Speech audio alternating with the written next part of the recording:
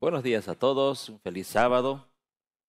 Estamos felices de estar otra vez acá, utilizando este medio para llegar a todos ustedes, queridos amigos televidentes, en diferentes partes del mundo, donde nos escuchan, donde nos ven.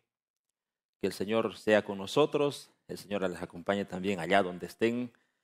Queremos en esta mañana, en este sábado especial, queremos compartir la palabra del Señor con ustedes y llegar desde aquí, desde Bolivia, desde Santa Cruz, Bolivia, hasta donde usted se encuentre.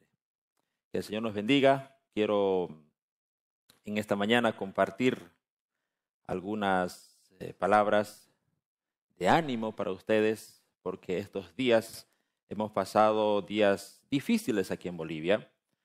Y no solo aquí, sino también en algunas partes del mundo ha sido muy trágico.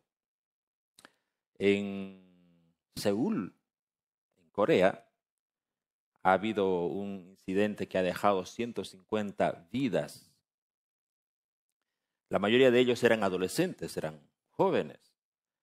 Y es triste saber que las vidas de ellos pasaron al descanso. Pero resulta curioso que ellos murieron en un evento del que justamente el sábado anterior estuvimos hablando. No estos 150 jóvenes, habían más de 100,000 jóvenes reunidos en un evento que se llama Hollywood. Es una fiesta en adoración a los muertos que se ha traspasado desde que nació en Irlanda, después en Inglaterra, pasó a Europa, de Europa a Estados Unidos, de Estados Unidos se encargó de propagar prácticamente esta fiesta que nosotros el anterior sábado, desde la perspectiva bíblica, se catalogaba como una fiesta pagana. Entonces, de Estados Unidos comenzó a trascender a diferentes otras culturas, incluyendo la cultura asiática. Entonces, allá en Seúl, en Japón, en Filipinas, en todas esas culturas, también se festeja el Halloween. Entonces, allá en Seúl, eso es lo que pasó hace unos cuantos días atrás, el 31, cuando muchos jóvenes se habían reunido en un lugar para festejar, para pasar una noche de Halloween, así se llamaba. ¿Y qué pasó? En unas estrechas calles, según describen las noticias, en estrechas calles se habían reunido donde estaban llenos de bares, de locales interesantes, atractivos para los jóvenes. Se habían reunido más de 100,000 jóvenes. No era un espacio para 100,000 personas, pero se habían reunido a tal punto, dice una de las sobrevivientes. Leí un reportaje de unas 2 mexicanas que habían sobrevivido allá. Dice que se habían agolpado tanto que no podían moverse ni un centímetro a derecha ni a izquierda. Nadie sabe, en realidad yo intenté buscar, los noticieros no se atreven a decir cuál fue la causa de esta avalancha humana. ¿Qué es lo que pasó? Comenzaron a caerse. Alguien comenzó a desesperarse y comenzó a empujar a un lado y las personas comenzaron a empujarse unos con otros y comenzaron a caer. Y los que primero caían quedaban en el suelo y los otros se subían encima. Y si esto caía, otros se subían encima y se hicieron un montones de personas. Es decir, habían cientos de personas sobre otras personas. Decenas de personas sobre otras personas. Ustedes ya saben la agonía que habrán pasado esos jóvenes. Relatan una de ellas que estaba en el suelo, no sentía sus pies, la estaban aplastando, no podía respirar, ya se estaba por asfixiar y se desmayó. Por providencia divina, ella finalmente fue rescatada, pero no fue así la suerte de otras 150 personas que murieron en ese evento. ¿Qué podemos pensar? ¿Qué pasó? ¿Quién les empujó? O sea, No hubo un terremoto, no se cayó un techo, no fue un cortocircuito, no hubo nada. La policía hasta ahora se reserva el dar informes oficiales todavía. No se sabe si en realidad fue qué es lo que les empujó, qué fue lo que motivó aquella estampida, así se llama en español, estampida. ¿Qué es lo que motivó para que tanta gente se desesperara y quisiera salir por un callejón? ¿Dónde murieron esas personas? En un callejón que era supuestamente la salida. Un callejón es una calle estrecha, que por ahí intentaban escapar todos y fueron como animales. O sea, era sálvese quien pueda, y comenzaron a correr encima de los cadáveres de las personas sin importarles si estaban vivos o no estaban. Bueno, pasó en una noche de Halloween. Qué triste, ¿no? Nuestras condolencias para los padres. Sabemos que hay muchos padres que han perdido a sus hijos y que sé que nos están oyendo o nos van a escuchar en algún momento. Nuestras condolencias para ellos. Habían muchas personas extranjeras también allá. No solo eran coreanos, sino también habían muchos extranjeros que murieron. Pero vamos a la palabra de Dios. De eso habíamos hablado el sábado anterior, justamente, y nosotros sentíamos como medio de comunicación que está apegado a lo que así dice la Biblia, así está escrito.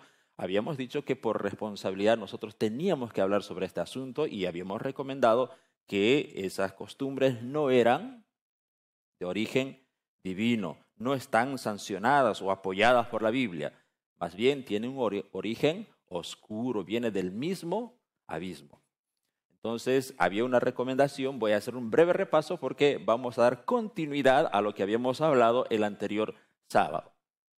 Que no haya en ti nadie que haga pasar a su hijo o a su hija por fuego, ni nadie que practique la adivinación. Esta es una recomendación bíblica dada en el Antiguo Testamento.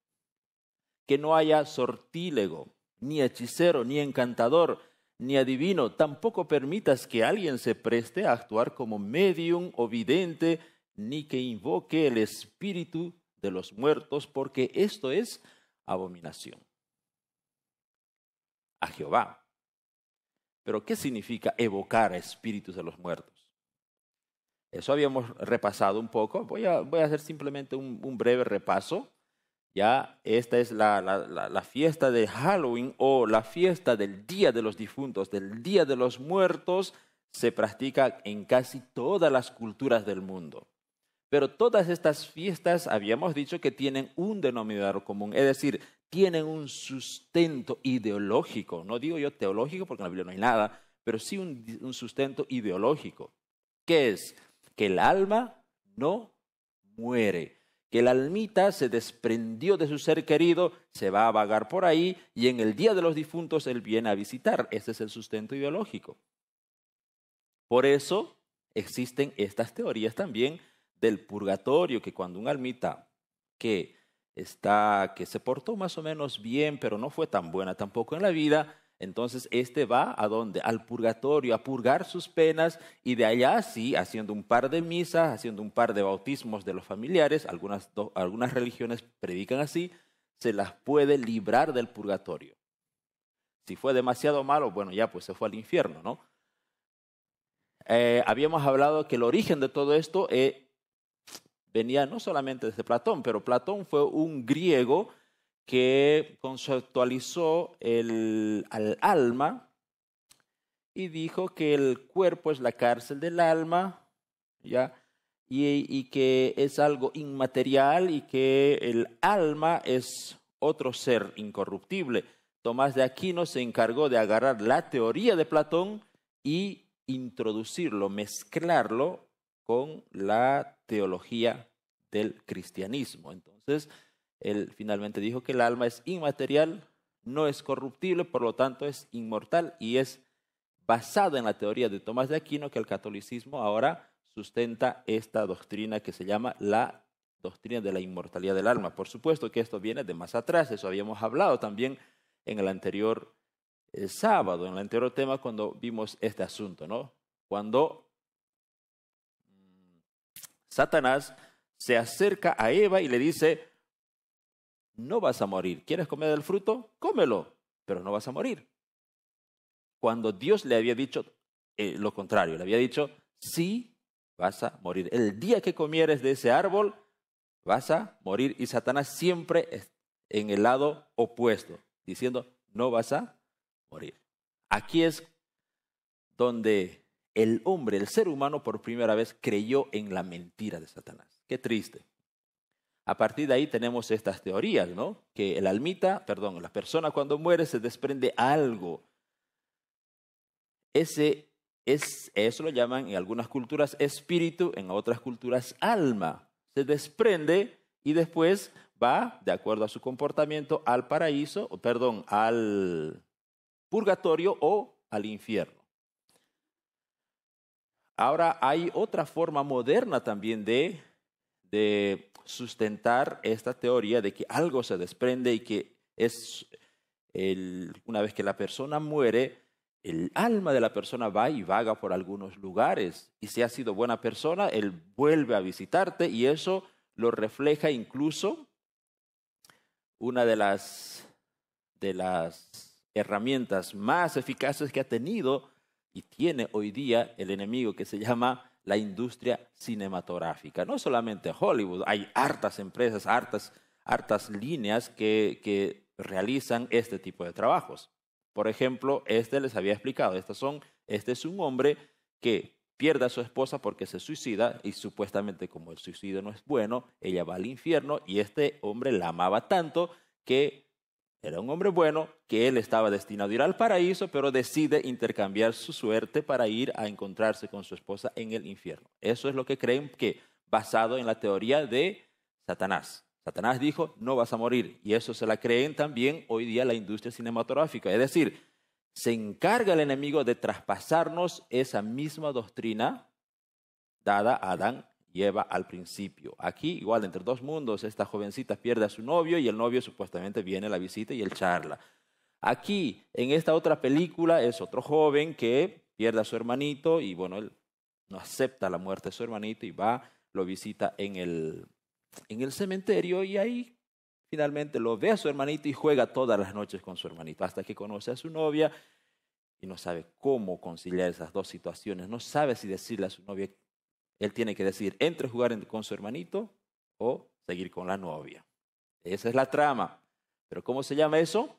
Enseguida vamos a hablar sobre eso. Entonces, nosotros tenemos que entender desde la perspectiva bíblica respecto a la muerte. Estoy haciendo un repaso para entrar a lo que nos faltaba todavía hablar en el anterior sábado. Ahora, existen algunas posiciones que son extremistas. Extremista se llama cuando se va a derecha o izquierda. La Biblia dice en Proverbios 4:27 nos recomienda que no vayamos a derecha ni a izquierda. El Señor nos llama siempre a estar en el principio del equilibrio, bajo el principio del equilibrio. Los ateos son un extremo, dicen, muere la persona y no pasa nada. Son como un árbol. Muere, ¿en qué se convierte el árbol? La materia se comienza a degradar y listo. No hay registro de un árbol de hace 100 años. Y punto, se acabó. El protestantismo católico dice, no, el cuerpo muere, pero hay un almita que nunca va a morir, que va a estar vagando por la eternidad por ahí. En otras culturas dicen que se va a encarnar en otro ser, en un hombre o en un animal. Pero la Biblia dice diferente. La Biblia no apoya ni la teoría de los ateos ni la teoría del protestantismo católico moderno.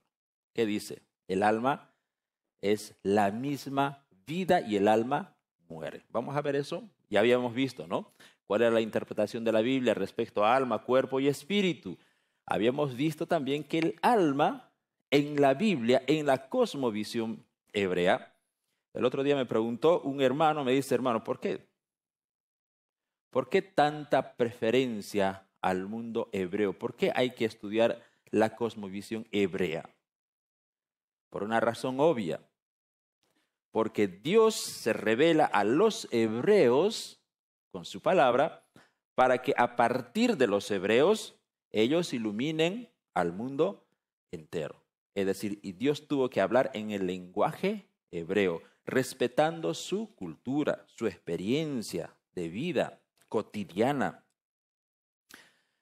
Dios tuvo que sumergirse en la cosmovisión hebrea para hacerles entender su voluntad. Entonces, Dios tenía que asegurarse de que los hebreos entendiesen perfectamente lo que Dios quería para el hombre. Entonces, Dios se encargó de eso y Dios transmitió su voluntad. Los hebreos entendieron perfectamente. Entonces, por eso es interesante, es necesario que nosotros nos introduzcamos en la cosmovisión hebrea para entender lo que Dios quiso decir, en este caso, respecto a alma y respecto a espíritu. El tema más controversial aquí siempre ha sido el alma. Por ejemplo, ¿qué significaba alma?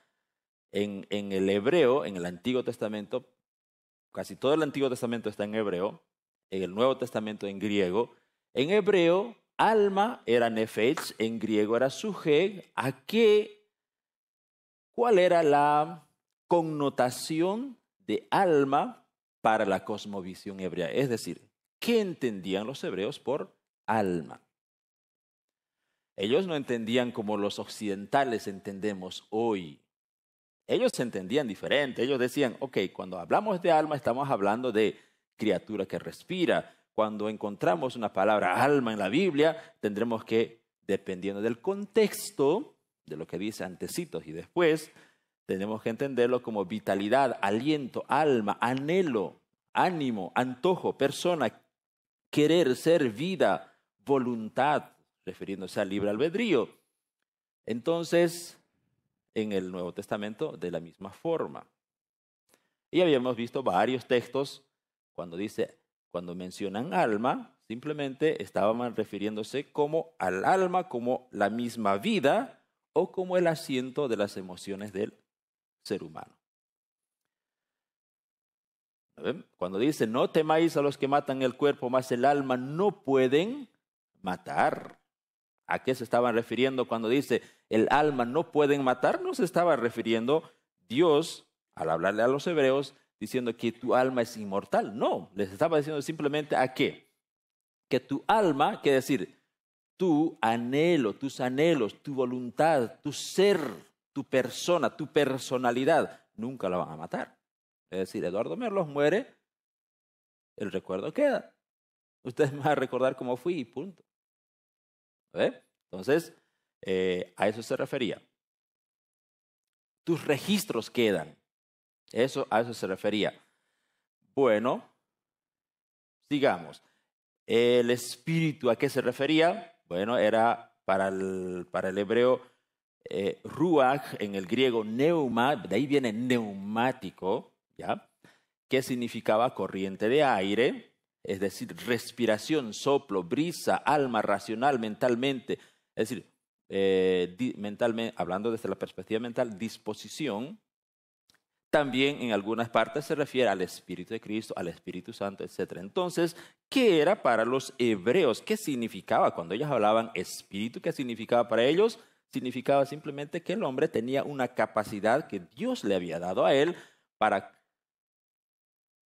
comulgar con Dios, es decir, para conectarse con Dios. ¿Cómo el hombre se conecta con Dios? ¿A través de su alma o a través de su espíritu? Es a través del espíritu. Es la parte del ser humano que le hace depender de un ser superior. Todos los seres humanos, incluidos nosotros, incluidos las personas que no conocen a Dios, que lo niegan, ellos también tienen ese espíritu. Solo que la diferencia es en que una persona cuando conoce al Dios de los cielos, al Dios creador de todas las cosas, él depende de ese Dios verdadero. Su espíritu se conecta con ese espíritu. Cuando las personas en el mundo, por ejemplo, pagano, ellos buscan ¿qué cosa? Siempre el ser humano siente esa necesidad de depender de alguien superior. Pero cuando no está direccionado por la Biblia, van y buscan otros dioses. Por eso, por todas las épocas, en todas las épocas, el ser humano siempre ha buscado depender de alguien superior. Entonces, cuando hablaban de espíritu, se referían a eso. Ya en algunas partes, por supuesto, se refería también al Espíritu de Cristo, al Espíritu Santo. Cuanto más conectado está el hombre con Dios, es un ser espiritual. Cuando muere, deja de ser espiritual, porque la Biblia finalmente dice algo interesante. Fíjense. Bueno, respecto al cuerpo no hay problema. Todos sabemos que el cuerpo es esto que llevamos, materia que se degrada, que muere. Cuando nosotros descansamos, eso se va a podrir, se va a volver polvo, porque así dice la Biblia. Del polvo fuiste tomado y al polvo vas a regresar. Entonces, cuando los hebreos hablaban del cuerpo, también estaban hablando como la parte que tendía al pecado, nuestro ADN que se apegaba siempre a lo malo, a eso se referían. Era el asiento de las necesidades fisiológicas. Cuando hablaban de cuerpo, también estaban hablando de la necesidad que siente el hombre de hambre, cansancio, emociones, etc. Fuerza humana, capacidades físicas, etc. Entonces, la Biblia finalmente dice: los que viven saben que han de morir, pero los muertos nada saben. No hay conocimiento, no hay cerebro, no hay corazón, no hay alma, no tienen más paga porque su memoria está puesta en el olvido. ¿Qué más termina con ellos? Su amor y su odio. Para ellos, alma era el centro de las emociones, los sentimientos. Entonces, cuando la persona muere, ¿qué también muere? Su capacidad de amar y de odiar. Para el hebreo eso era el alma. Con el alma ellos amaban, con el alma ellos odiaban, con el alma ellos podían querer, con el alma ellos decidían si seguir a Dios o seguir al enemigo. Su envidia fenecieron ya y nunca más tendrán parte en todo lo que se hace debajo del cielo. Eso dice la Biblia. Por eso el alma, desde la perspectiva bíblica y en la concepción de los hebreos, el alma era mortal. Cuando usted bebía, moría todo. Su vida terminaba ahí. O sea, el hombre finalmente no es un alma. Perdón, el hombre no tiene alma, sino es alma viviente. Es una persona que con capacidades de contener emociones y con capacidades también, es espíritu también con capacidades de poder adorar a Dios. Bueno,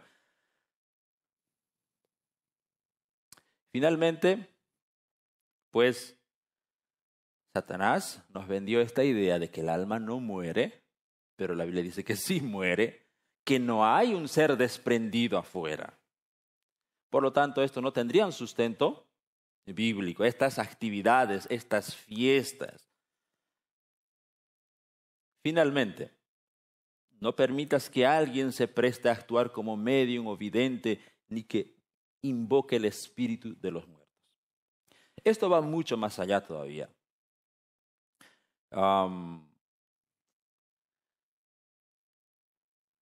Y la gran pregunta ahora, esa es una pregunta que varias veces me la hicieron. Cuando yo alguna vez intenté dar algunos estudios bíblicos respecto a la mortalidad del alma, algunas personas en ciertos grupos se me acercaron y me preguntaban esto. Por eso puse este título. Y me imagino que muchos de nuestros amigos televidentes también se están preguntando: si usted dice que no se desprende nada del cuerpo y la Biblia dice que todo muere, ¿y por qué tenemos miedo a los cementerios? Y esas almitas que vemos, que caminan, yo lo vi, varias personas me dijeron, yo lo vi, hermano Eduardo, yo vi a mi tío, a mi abuelo caminando y pasaba por ahí al frente, lo vi, no puedo. Bueno, ¿qué le voy a decir yo? ¿No te creo?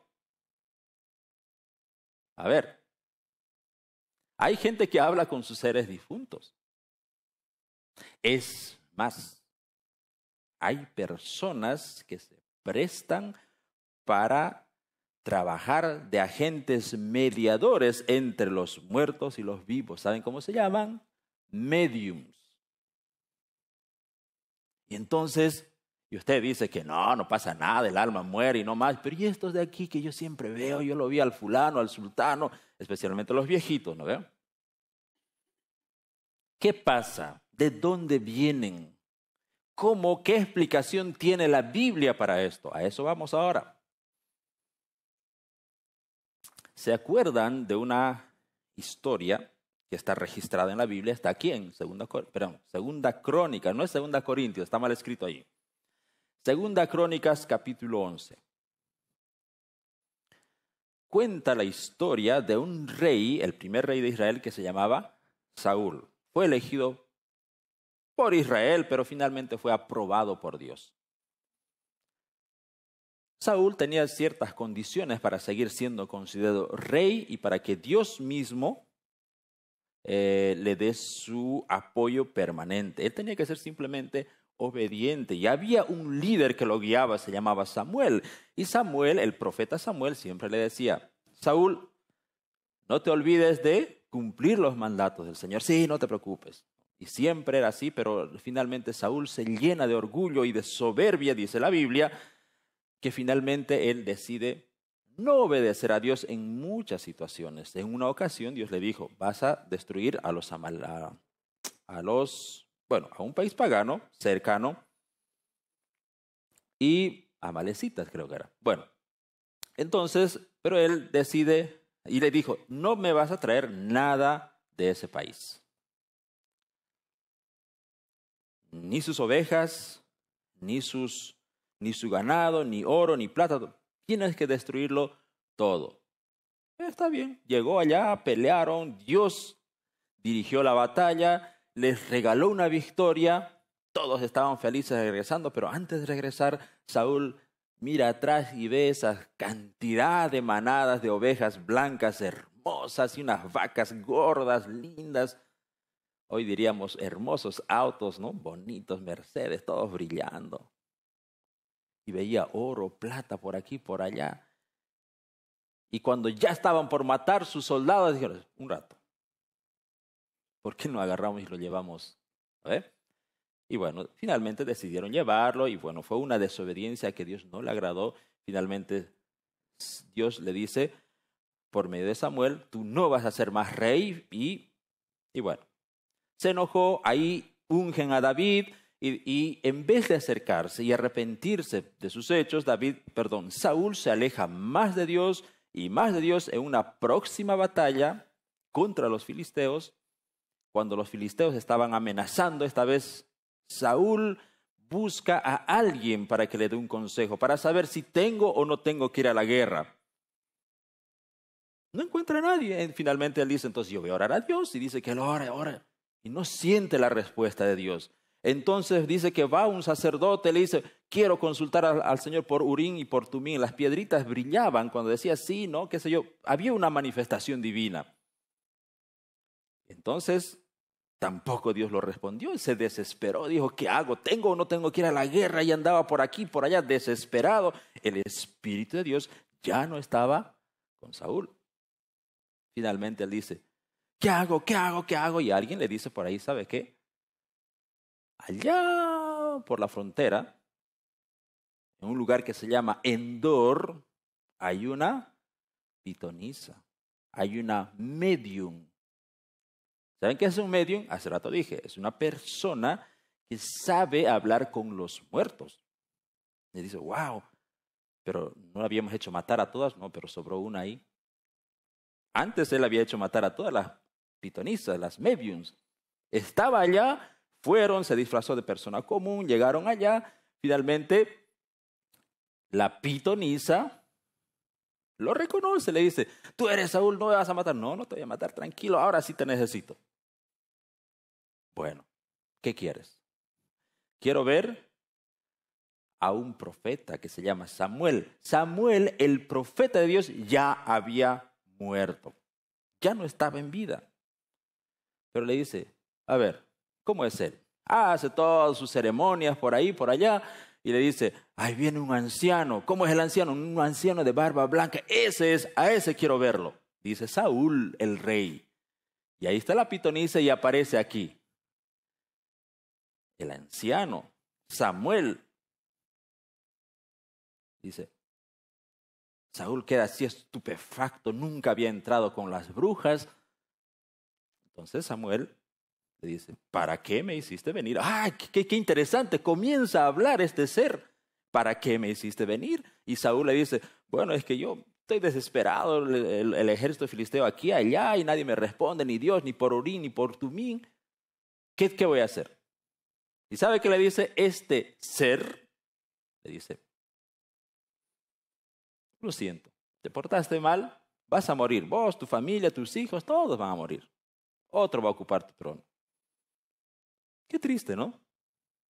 Finalmente, así termina esta historia. La pregunta es ahora, ¿quién era este? ¿Era realmente Samuel?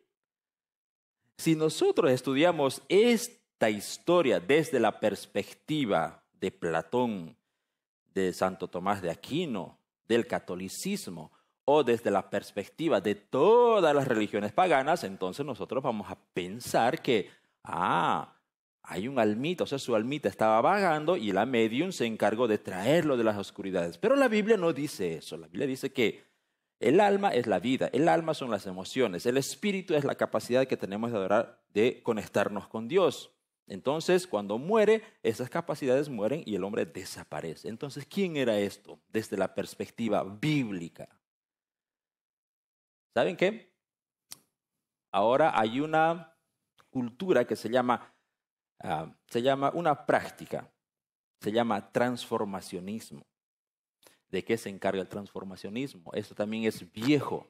Fíjense.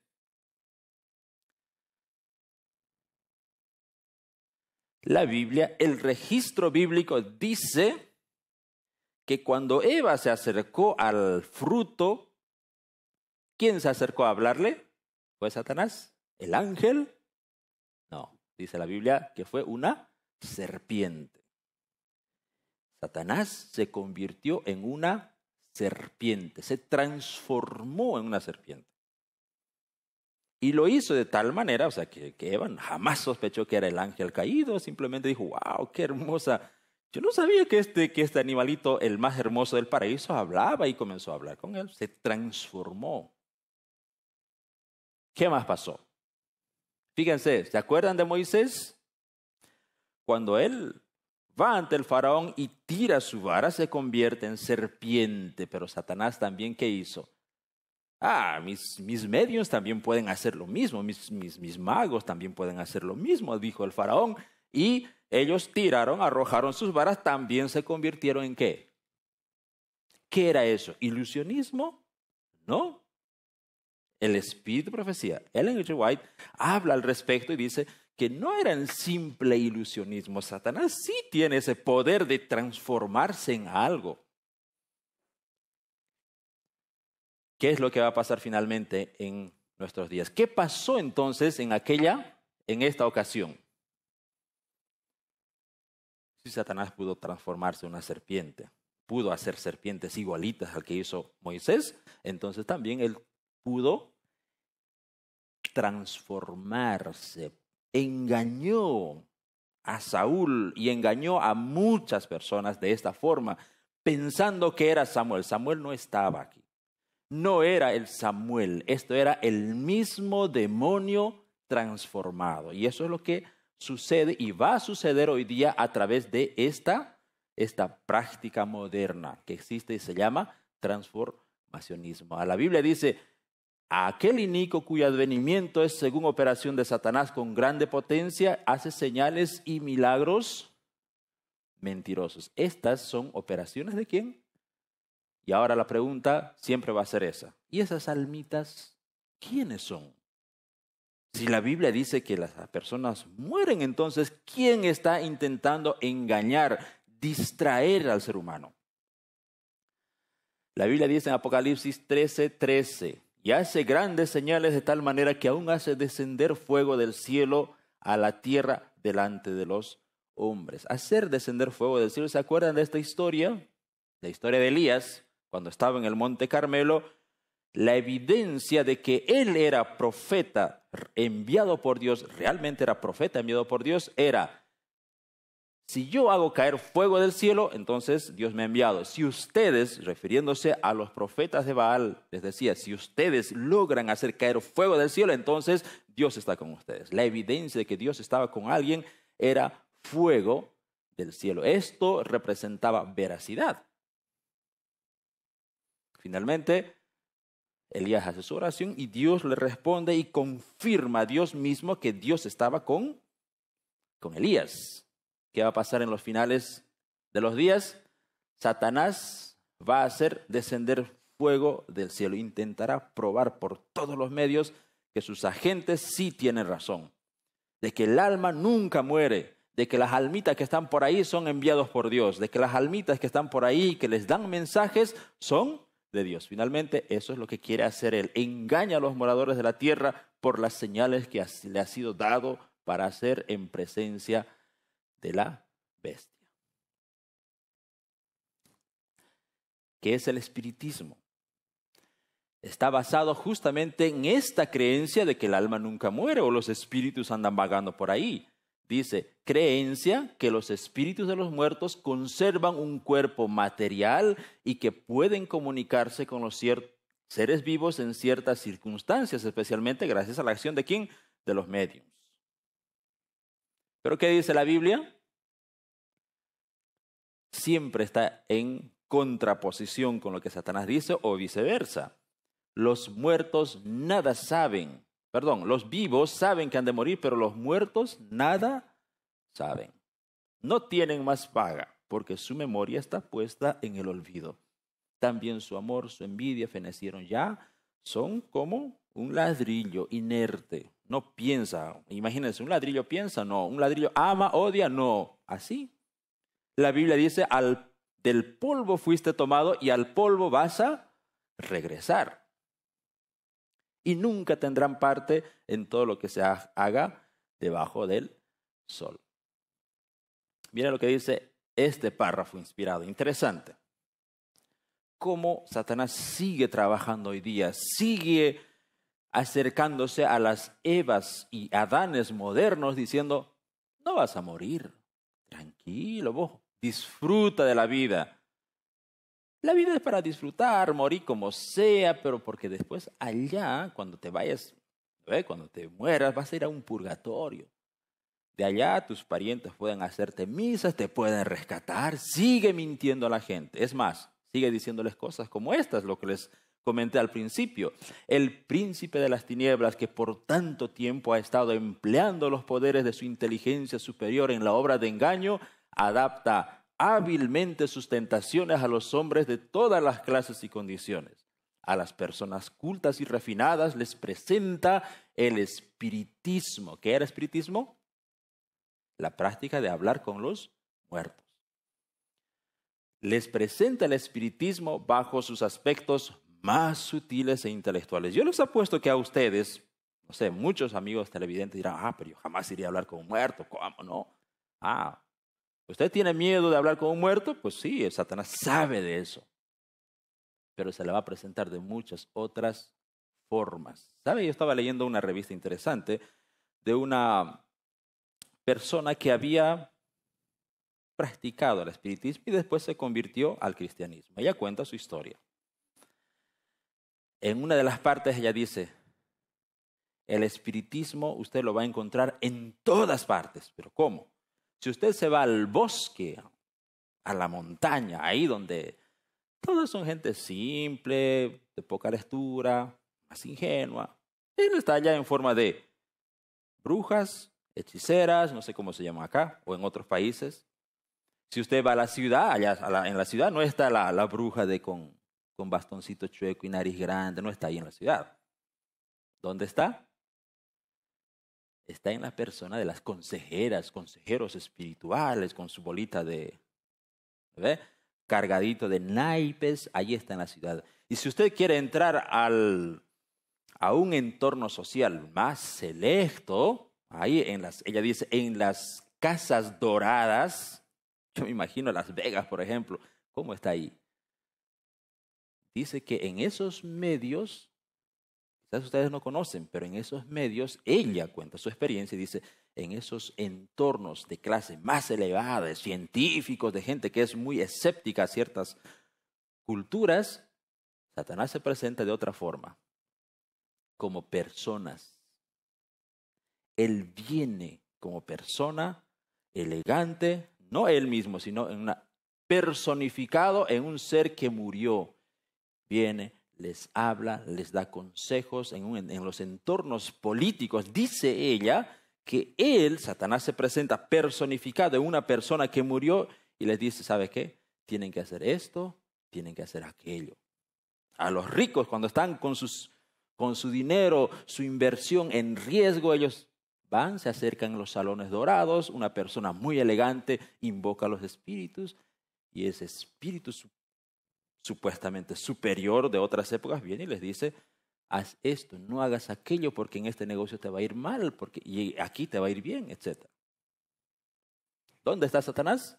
En todos los círculos y se presenta en aspectos más sutiles. Así consigue atraer a muchos a sus redes. La sabiduría que comunica el espiritismo es la que describe el apóstol Santiago, lo cual, ¿de dónde viene? No desciende de lo alto, sino es terrena, animal, diabólica.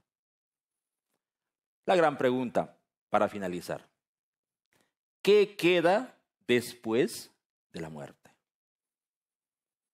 Entonces,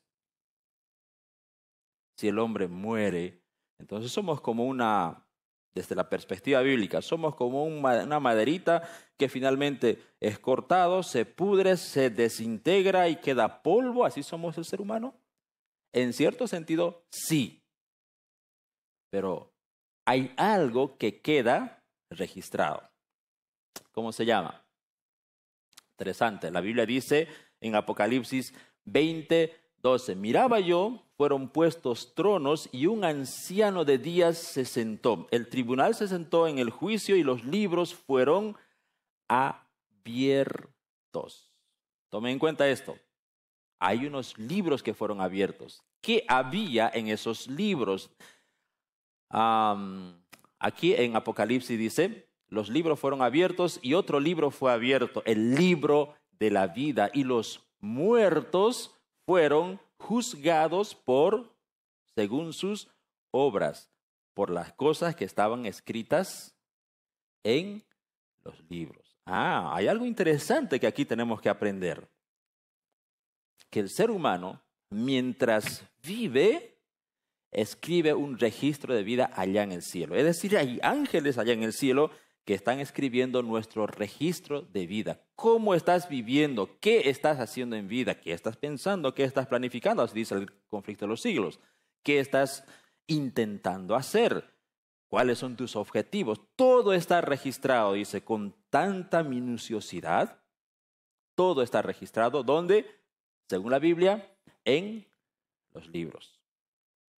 Un día, dice la Biblia, profetiza la Biblia que un día esos registros serán abiertos. Y según la profecía de Daniel 8:14, capítulo 9 también, dice que esos libros fueron abiertos al concluir la profecía de las 2300 tardes y mañanas. Y eso por historia lo sabemos, que cayó en 1844. Desde ahí, los seres, tanto muertos, no sabemos en qué momento comienza el juicio de los vivos, pero ya están siendo juzgados, no en persona, porque la Biblia dice que nosotros ya hemos fenecido. Pero ¿qué queda de nosotros? Nuestro registro. ¿Qué hiciste estando en vida? ¿Y qué es lo que va a pasar? ¿Ya? Esta persona representa a nuestros registros, lo que hemos escrito de nuestra vida estando en vida. Quedan registrados aquí en los libros. Dice la Biblia, de modo que cada uno de nosotros dará cuenta a Dios de sí mismo. ¿Cómo voy a dar cuenta a Dios de sí mismo? A través de mis registros. ¿Qué más? Todos nosotros debemos comparecer ante el tribunal. La teoría del ateísmo, entonces, no es correcta, no es bíblica. El ateo dice, aquí morimos todos y aquí termina toda la historia. No termina ahí la historia. Nuestro cuerpo, nuestra alma, nuestro espíritu, sí, ahí acabó todo. Pero queda, ¿qué cosa? Nuestro registro, porque un día vamos a comparecer ante el tribunal. Y Pablo, cuando estaba diciendo un día, estaba refiriéndose al final de las 2300 tardes y mañanas. ¿Ve? Entonces, ¿qué vamos a hacer ante el tribunal? Nosotros vamos a ser juzgados y vamos a ser recompensados de acuerdo a lo que hizo uno en vida, sea bueno o sea malo. Eso es muy diferente. Entonces, nuestro cuerpo, el cuerpo, cuando descansa, desaparece también el alma y el espíritu.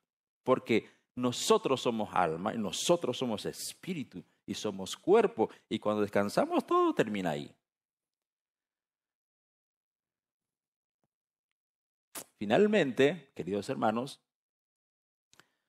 Pablo escribe y dice, 1 Corintios 15, de 51 en adelante, he aquí os digo un misterio, no todos dormiremos, pero todos seremos transformados en un momento y abrir y cerrar de ojos. A la final trompeta, porque se tocará la trompeta y los muertos serán resucitados. Esto va a ser un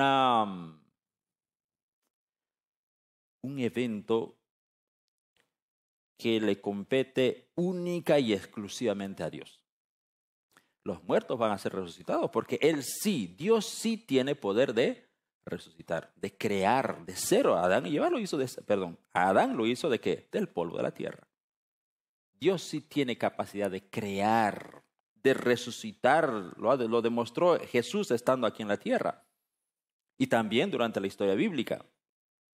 Entonces, cuando el ser humano llega y vuelve a vivir, es en este evento, cuando Jesús regrese y aparezca en las nubes de los cielos. Aquí es cuando el hombre realmente sí se va a levantar. Va a haber una resurrección para los que esperaron en Cristo será gloriosa. Para los que no se prepararon estando en vida, este evento será lo peor que les pudo haber sucedido. La Biblia dice, temblarán las personas y dirán, rocas caed sobre nosotros. ¿Quién es este que viene? Bueno, esto corruptible, nuestro cuerpo que se degrada, se tiene que vestir de inmortalidad. Todo va a cambiar. Los vestigios de enfermedad y sufrimiento van a desaparecer en aquel momento. Pero hay algunos que sí van a levantar las manos, pero como dije hace rato, otros no. ¿Por qué? Aquí, en este evento de la segunda venida de Cristo, es cuando los seres humanos van a recibir simplemente la recompensa. Simplemente será aquí la ejecución del veredicto que se tomó en favor o en contra del ser humano durante el tiempo del juicio. Hoy día, mi querido hermano, usted, yo, vamos a comparecer ante un tribunal. Tenemos que dar cuentas a Dios de lo que yo estoy haciendo, de lo que usted está haciendo en vida. No hay purgatorio en la Biblia, no hay infierno, o sea, no hay un lugar después de la muerte donde usted se va a ir a quemar y sufrir. No, el infierno viene más adelante todavía, incluso después de este evento. Por eso es importante, mis hermanos, la Biblia dice finalmente, 1 Tesalonicenses 5:23, que para este evento nosotros hoy en vida tenemos que prepararnos, dice Pablo, y el mismo Dios de paz os santifique por completo y todo vuestro ser, espíritu, alma y cuerpo sea guardado irreprensible para la venida de nuestro Señor Jesucristo. Amén.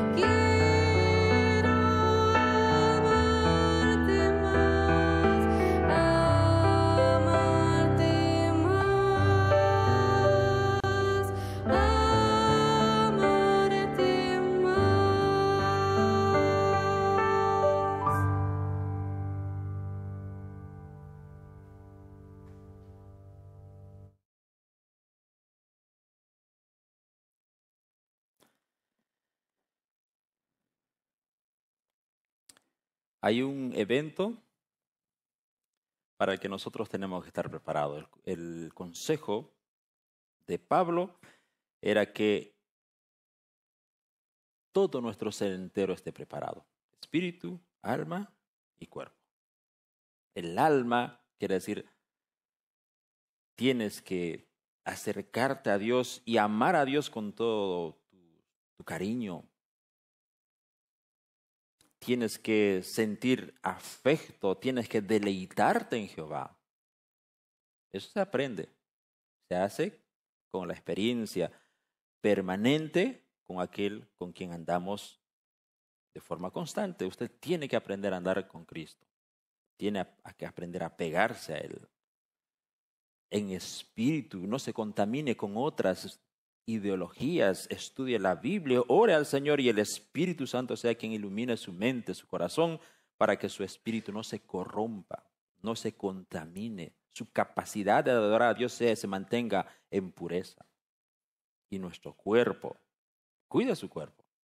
Nosotros somos templo de Dios. Pablo dice que tenemos que presentar nuestro cuerpo como sacrificio santo, vivo, agradable al Señor. Que el Señor nos ayude y nos bendiga. Amén. Vamos a orar.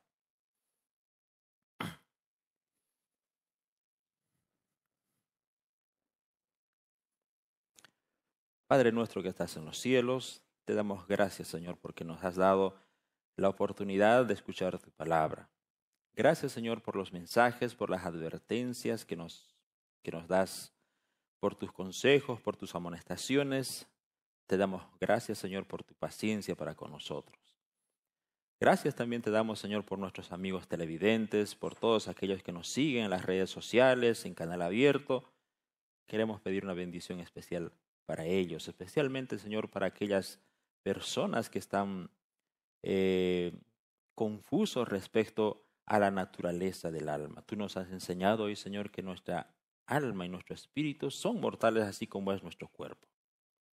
Y queremos, Señor, abrazar tu palabra, prepararnos estando en vida para que cuando tú aparezcas en las nubes de los cielos podamos reconocerte y recibirte como nuestro Salvador. Perdona nuestras faltas, nuestros pecados y dirígenos en nuestras vidas mientras esperamos tu segundo regreso. En nombre de Jesús te pedimos. Amén.